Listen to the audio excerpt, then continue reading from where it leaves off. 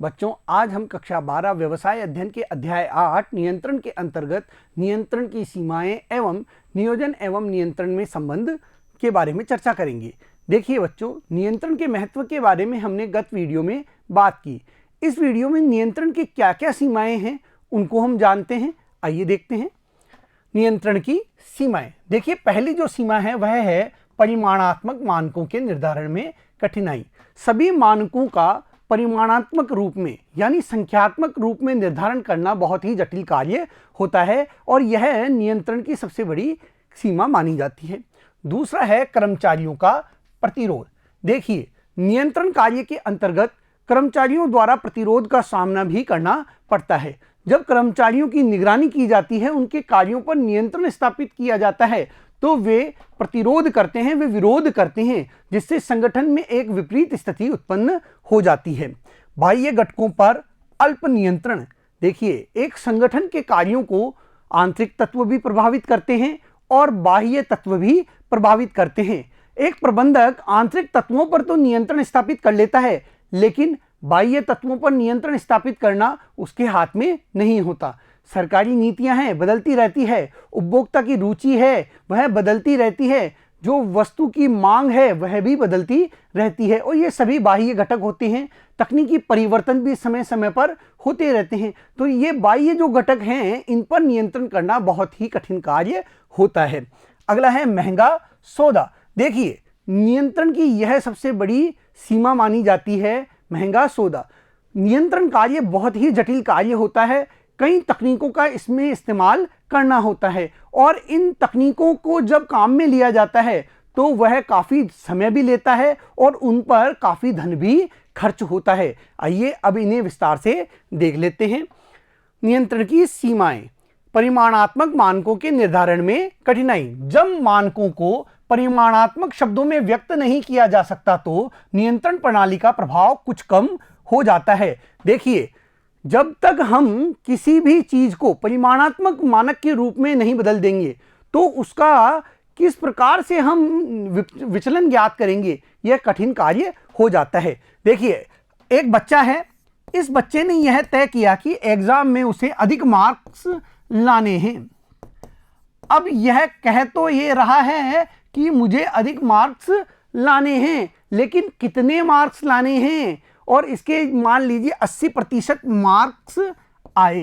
किसी अन्य बच्चे के दृष्टिकोण से तो ये अधिक मार्क्स हैं, लेकिन हो सकता है इस बच्चे के दृष्टिकोण से ये कम मार्क्स हों। लेकिन विचलन का कैसे पता लगाएंगे, क्योंकि यहाँ पर जो इसके लक्ष्य निर्धारित किए गए थे वे लक्ष्य परिमाणात्मक मानकों के रूप में नहीं थे। इसने तय कर लिया कि अधिक मार्क्स ही मुझे प्राप्त करने हैं। अन्य बच्चे के जिसके 60% अंक आते हैं उसकी तुलना में तो ये अधिक मार्क्स प्राप्त कर लेता है। इसी प्रकार जब कोई संगठन अपने लक्ष्यों को परिमाणात्मक रूप में निर्धारित नहीं करती है तो विचलनों का पता लगाना बहुत ही कठिन हो जाता है। निष्पादन का आकलन तथा मानकों से उसकी तुलना करना कठिन कार्य होता है। जब तक परिमाणात्मक मानक नहीं होते हैं तो निष्पादन से तुलना नहीं की जा सकती, मानकों के बीच में अंतर नहीं किया जा सकता। बाह्य घटकों पर अल्प नियंत्रण। सामान्य तौर पर एक उद्यम बाह्य घटकों जैसे सरकारी नीतियों, तकनीकी परिवर्तनों, प्रतियोगिताओं आदि पर नियंत्रण नहीं कर पाता। देखिए, जो बाह्य घटक हैं उन पर प्रबंधक नियंत्रण स्थापित नहीं कर पाते। वो आंतरिक घटकों पर तो नियंत्रण स्थापित कर लेते हैं, लेकिन बाह्य घटकों पर नियंत्रण उनके द्वारा स्थापित नहीं किया जा सकता, क्योंकि वे उनकी पहुंच से बाहर होते हैं। तो ये भी एक संगठन को प्रभावित करते हैं। कर्मचारियों का प्रतिरोध। देखिए, एक संगठन है, उसमें सीसीटीवी कैमरा लगा दिए गए और कर्मचारियों की गतिविधि पर निगरानी रखी जा रही है, तो कर्मचारी हो सकता है उस चीज का विरोध कर देंगे। अधिकतर कर्मचारी नियंत्रण प्रक्रिया का विरोध करते हैं। उनके मतानुसार नियंत्रण उनकी स्वतंत्रता पर प्रतिबंध है। देखिए, कर्मचारी पर जब नियंत्रण स्थापित किया जाता है तो कर्मचारियों द्वारा उसका विरोध किया जाता है। वे ये सोचते हैं कि उनकी स्वतंत्रता बाधित हो रही है, उनके ऊपर निगरानी करने से उनके जो कार्य करने की स्वतंत्रता है, जिस तरीके से वे कार्य करते हैं, वो बाधित हो रहा है। अगली कमी है महंगा सौदा। नियंत्रण में खर्चा, समय तथा प्रयासों की मात्रा अधिक होने के कारण यह एक महंगा सौदा है। देखिए, समय भी खर्च होता है, पैसा भी खर्च होता है, साथ ही एक प्रबंधक के प्रयास भी इसमें खर्च होते हैं। उसे काफ़ी प्रयास करने होते हैं नियंत्रण स्थापित करने के लिए।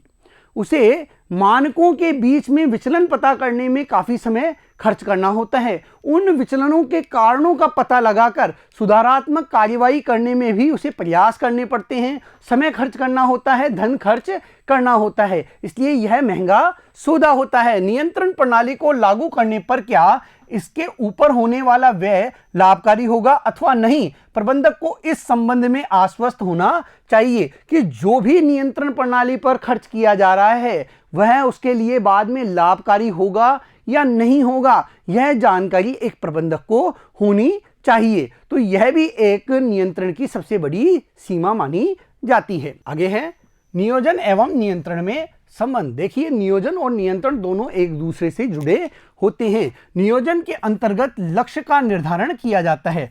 लक्ष्य का क्या किया जाता है? निर्धारण किया जाता है।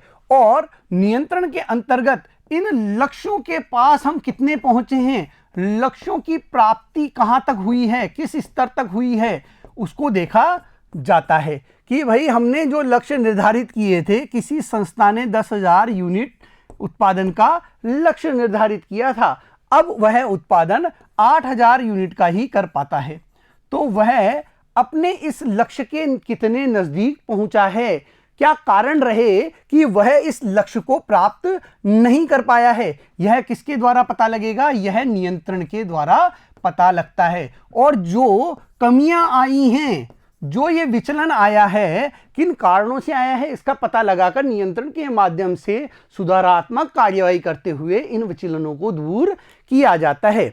तो ये दोनों एक दूसरे से जुड़े होते हैं। जो लक्ष्य हैं, इनकी प्राप्ति के लिए नियंत्रण स्थापित करना बहुत जरूरी होता है। जब एक संगठन में नियंत्रण स्थापित कर लिया जाता है, जो सुधारात्मक कार्यवाही कर ली जाती है, तो अगली बार जब भी नियोजन का कार्य किया जाएगा तब पहले की गलतियों को नहीं दोहराया जाता।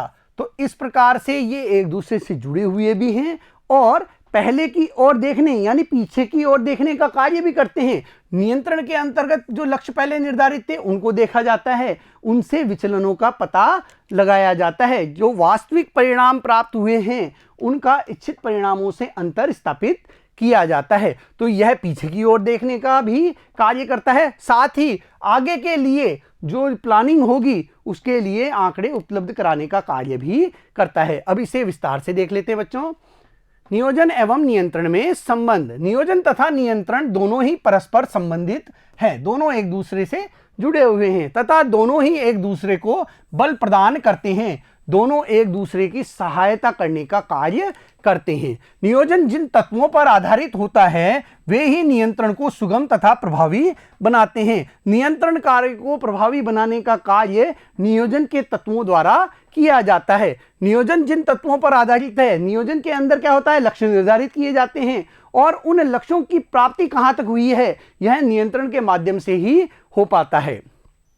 नियोजन बिना नियंत्रण अर्थहीन है तथा उसी तरह नियंत्रण बिना नियोजन दृष्टिहीन है। देखिए, यदि संगठन में नियोजन नहीं किया जा रहा तो नियंत्रण स्थापित नहीं किया जा सकता। अगर आपने लक्ष्य निर्धारित नहीं किए हैं, उद्देश्य तय नहीं किए हैं, तो नियंत्रण किस पर स्थापित करेंगे, वह अर्थहीन हो जाता है। उसी तरह नियंत्रण बिना नियोजन दृष्टिहीन है। यदि जो विचलन हो रहे हैं, जो हमारे परिणाम हैं, उनमें जो अंतर आ रहा है, उसके कारणों को यदि दूर नहीं किया जाएगा तो आगे का जो नियोजन है वह दृष्टिहीन हो जाएगा। उसमें वही गलतियां बार बार दोहराई जाएंगी जो पहले दोहराई जा चुकी हैं। मानकों का पहले से ही निर्धारण न कर लिया जाए तो प्रबंधक को नियंत्रण क्रिया में करने के लिए कुछ भी नहीं है। देखिए, जब तक मानक निर्धारण नहीं किए जाते तब तक नियंत्रण किस पर स्थापित किया जाएगा प्रबंधक द्वारा, तो मानकों का निर्धारण करने का कार्य बहुत महत्वपूर्ण होता है जो कि नियोजन के अंतर्गत किया जाता है। नियोजन नहीं है तो नियंत्रण का कोई आधार ही नहीं है। यदि आपने मानक निर्धारण नहीं किए हैं, आपने लक्ष्य निर्धारित नहीं किए हैं, तो आप किन पर नियंत्रण करेंगे? तो नियोजन नहीं है तो नियंत्रण का कोई भी आधार नहीं होता है। नियोजन आदेशात्मक प्रक्रिया है जबकि नियंत्रण मूल्यांकन प्रक्रिया है। देखिए, नियोजन क्या है? आदेशात्मक प्रक्रिया है। इसमें लक्ष्य निर्धारित किए जाते हैं कि हमें ये लक्ष्य प्राप्त करना है। एक आदेश दे दिया गया है कर्मचारियों को कि हमने जो ये लक्ष्य है यह निर्धारित कर दिया है और हमें यह लक्ष्य प्राप्त करना है। वह आदेश दे रहा है प्रबंधक अपने कर्मचारियों को कि इस लक्ष्य की प्राप्ति के लिए हमें कार्य करना है। जबकि नियंत्रण के अंदर लक्ष्य कहां तक प्राप्त हुए हैं, लक्ष्य की जो प्राप्ति है वह कहां तक हुई है, किस स्तर तक हुई है, इसका मूल्यांकन किया जाता है। और जो लक्ष्य पहले निर्धारित किए गए थे और उसमें और जो ये लक्ष्य प्राप्त हुए हैं इनमें क्या अंतर है, वह अंतर क्यों आया है, किस कारण से आया है तथा उसको किस प्रकार दूर किया जाएगा, यह भी नियंत्रण के द्वारा तय किया जाता है। तो नियंत्रण मूल्यांकन प्रक्रिया है। नियोजन मूलतः एक बौद्धिक प्रक्रिया है जिसमें सोचना, उच्चारण तथा खोज का विश्लेषण एवं लक्ष्यों की उपलब्धि के लिए उपयुक्त कार्यविधि निर्धारित करना सम्मिलित है। देखिए, नियोजन कार्य जो है वह एक बौद्धिक प्रक्रिया होती है जिसमें सोचना, क्या करना है, कैसे करना है, उसका उच्चारण, खोज का विश्लेषण, लक्ष्यों की उपलब्धि के लिए उपयुक्त कार्यविधि, किस तरीके से कार्य को किया जाएगा, ये सारी चीजें सम्मिलित की जाती हैं। नियंत्रण इस बात की जांच करता है कि क्या निर्णयों को अपेक्षित परिणामों से में परिणित किया गया है या नहीं, और नियंत्रण के अंतर्गत यह जांचा जाता है कि जो मानक निर्धारित किए गए थे उन्हें क्या प्राप्त किया गया है, अपेक्षित परिणामों में परिणित किया गया है या नहीं। जो इच्छित परिणाम हैं, जो पहले नियोजन के अंतर्गत तय किए गए थे, जिनकी लक्ष्य निर्धारित किया गया था, वे वास्तव में वास्तविक परिणामों में बदले हैं या नहीं बदले हैं, इसका पता लगाया जाता है नियंत्रण के माध्यम से। नियोजन भविष्य में झांकता है तो नियंत्रण पीछे की क्रिया का अवलोकन करता है। देखिए, नियोजन भविष्य को देखकर किया जाता है कि हम यह लक्ष्य निर्धारित कर रहे हैं, इस लक्ष्य को हमें प्राप्त करना है। एक बालक है, वह यह चाहता है कि बोर्ड परीक्षा में उसके 95% अंक आए। यह उसने क्या किया है, लक्ष्य निर्धारित किया है और इसी के अनुसार वह योजना बनाकर कार्य कर रहा है। यानी भविष्य के लिए उसने क्या बनाई है, योजना बनाई है। और जब प्री बोर्ड हुआ है उसका, तब उसे यह पता चला कि उसके तो अभी तक 80% अंक ही आए हैं। उसकी जो तैयारी थी वह 80% अंकों के हिसाब से ही हुई है। तो यहाँ पर उसने प्री बोर्ड के बाद में जो परिणाम आए हैं उन और जो लक्ष्य उसने निर्धारित किए थे, इनके बीच में वह क्या करेगा, अंतर करेगा और फिर बोर्ड परीक्षा के अंदर उन गलतियों को सुधार करते हुए वह अंक प्राप्त करने का प्रयास करेगा। हो सकता है उसके 93% अंक आए, हो सकता है उसके 98% अंक आ जाएं। तो ये इस प्रकार से यह तो क्या है, भविष्य में देखना है और यह पीछे की तरफ देखने का कार्य है नियंत्रण, कि भाई पहले क्या गलतियां की है कि 95% का लक्ष्य था और उसके 80% ही अंक आए। तो नियंत्रण में पीछे की तरफ देखा जाता है, पहले क्या गलतियां हुई है उनका पता लगाया जाता है। नियोजन भविष्य के लिए किया जाता है जिसका आधार भविष्य की दशाओं के विषय में भविष्यवाणी करना होता है। नियोजन प्रबंध का दूरदर्शी कार्य कहलाता है और जो नियोजन है वह भविष्य के लिए किया जाता है। यह बालक भविष्य के लिए लक्ष्य निर्धारित कर रहा है, भविष्य में उसे इतने प्रतिशत अंक चाहिए, यह उसने क्या किया है, प्लानिंग की है, यह लक्ष्य उसने निर्धारित कर लिया है, वह ये अंक प्राप्त करना चाहता है। तो यह क्या है, भविष्यवाणी करना होता है। तो यह क्या है, यह भविष्य के लिए भविष्यवाणी करना होता है। तो यह प्रबंध का दूरदर्शी कार्य भी माना जाता है। नियंत्रण भूतपूर्व क्रियाओं का विश्लेषण करना है जो यह पता लगाता है कि मानकों से कहां कहां विचलन है। देखिए, नियंत्रण में क्या होता है, यह पता लगाया जाता है कि पहले कौन कौन सी क्रियाएं हुई हैं और जो पहले इच्छित मानक निर्धारित किए गए थे और जो मानक अभी आए हैं, जो परिणाम अभी आए हैं, उनमें कहां कहां विचलन हो रहा है। इस आधार पर नियंत्रण पीछे देखने वाला कार्य है। इस आधार पर जो नियंत्रण होता है वह पीछे देखने वाला कार्य होता है। नियोजन का पथ प्रदर्शन नियंत्रण भूतकालीन अनुभवों तथा सुधारात्मक कार्यों द्वारा प्रेरित भविष्य के निष्पादन को अधिक सुधारपूर्ण बनाकर करता है। देखिए, नियोजन का पथ प्रदर्शन नियंत्रण क्या करता है, कैसे करता है? भूतकालीन अनुभवों तथा सुधारात्मक कार्यों द्वारा करता है। वह क्या करता है? पहले क्या गलतियां हुई, किस कारण से परिणाम प्राप्त नहीं हो पाए हैं, उन कारणों का पता लगाएगा, यानी पीछे की ओर देखेगा, कारणों का पता लगाएगा, उसमें सुधार करके वह नियोजन के लिए पथ प्रदर्शन करने का कार्य करेगा। नियोजन तथा नियंत्रण दोनों ही पीछे की ओर देखने वाले तथा दोनों भविष्य की ओर देखने वाले हैं, अर्थात दोनों ही भूत एवं भविष्य दोनों का ध्यान रखते हैं। देखिए, नियोजन और नियंत्रण के द्वारा पीछे की ओर भी देखा जाता है और भविष्य की ओर भी देखा जाता है। एक संगठन जब भी योजना बनाएगा, नियोजन कार्य करेगा, वह लक्ष्य निर्धारित करेगा और यह लक्ष्य क्या होता है? भविष्य के लिए किया जाता है निर्धारित, यानी भविष्य में ये लक्ष्य हमें प्राप्त करेंगे, यह उसके द्वारा देखा जाता है। तो यह तो हो गया आगे की ओर देखना। नियंत्रण कार्य में क्या होता है? जब भी नियंत्रण कार्य किया जाता है तो जो परिणाम हमें प्राप्त हुए हैं, वो कैसे प्राप्त हुए हैं?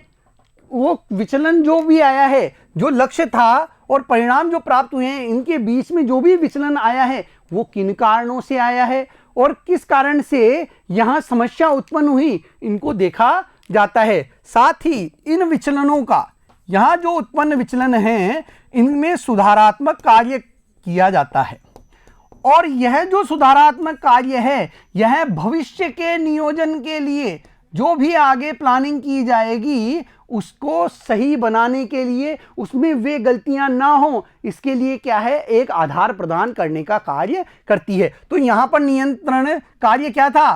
पीछे की ओर देखने का कार्य था और आगे के लिए वह क्या कर रहा है? वह आधार प्रदान कर रहा है। और यहां जो नियोजन अब आगे होगा, वह पहले जो नियंत्रण के माध्यम से जो सुधारात्मक कार्य किए गए हैं, जो गलतियां पकड़ी गई है, जो कमियों का पता लगाया है, उन कमियों को दूर करके ही ये प्लानिंग की जाएगी। तो इस प्रकार यह भविष्य की ओर देखने वाला कार्य भी है और यह पहले की ओर, पीछे की ओर देखने का कार्य भी होते हैं।